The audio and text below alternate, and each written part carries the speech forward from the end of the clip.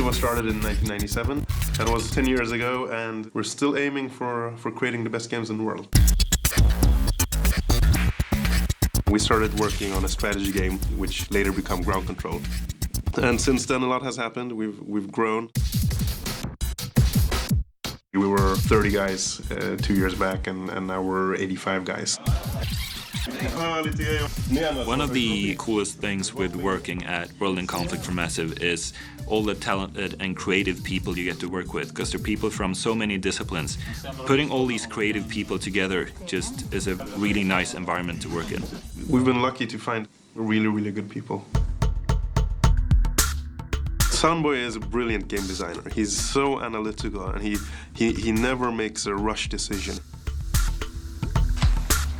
One of the core philosophies here at Massive is seconds to learn, lifetime to master.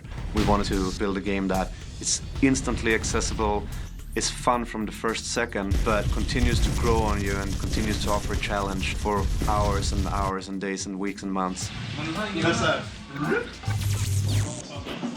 Tobias Strömvall, who is our cinematics director, he's a fantastic guy. He's been doing all our cinematics from basically day one. The look and feel, we are striving to communicate with the World in Conflict. Should be having a well-known, nice place, real settings, being blown up. Grymt! Kanon! Our lead cinematics guy, Tobias, he's actually more flag-waving and patriotic than most Americans are. It's like somewhere here in the Swedish forests, some secret lab grew this American patriot right in our very own soil.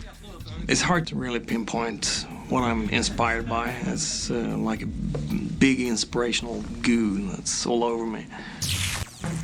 We have Gabriel Oddgren and Magnus Larsson, our lead artist and art director.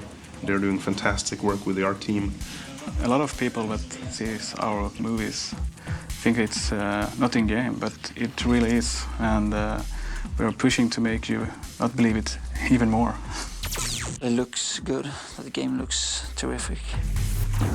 We have Niklas Hansson, who has been with Massive since 10 years back, and he's the lead programmer in World in Conflict. And then we have Petr Sirov, who is a producer and project manager for the project. And we have Rodrigo Cortez. He's the lead artist and taking care of the entire art team. Then we have Niklas Hansson, Christian Seger, and Niklas Westberg, who are our various technology leads. They are really pushing what can be done with the technology and the gameplay code. One of the challenges with recreating a very realistic world is we want to make it look realistic but not boring. We want to look it better than the real world. We want to keep the same density of pixels everywhere to keep the illusion that you're not in a pretend world. And then we have Carl Lundgren, also known as Ludde, who is our lead level designer, taking all the art and all the tools the programs have put together to make sure that it looks real and believable. We've spent tons of time in technology, research and development. We spend a lot of time preparing the maps, but we spend an equal amount of time in just polishing the details. You know, they say when 90% of the job is done, you have 90% to go. And then we have Ola Strand, who is our audio guy, basically composes all music and makes sure all the sound effects and everything works as intended in the game.